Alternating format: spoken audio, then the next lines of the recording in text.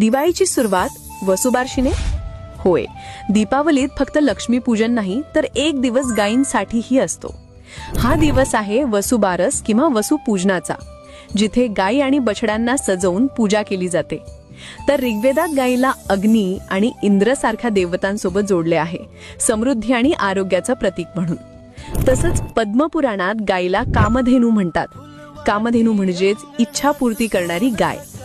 कश्यप ऋषींच्या कथेनुसार गायीची पूजा केल्याने घरात समृद्धी येते आणि वाईट शक्तींचा नाश होतो. गायींना स्नान घालून त्यांना हळदी कुंकू लावलं जातं. त्यानंतर त्यांना तृण, गूळ आणि गोड पदार्थ अर्पण केले जातात.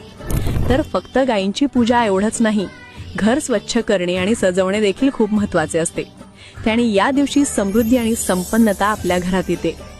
तर या दिवशी गायींसोबत तुमच्या घराचं सौंदर्य वाढवा, थोडं गोड पदार्थ द्या आणि समृद्धीला आमंत्रण द्या.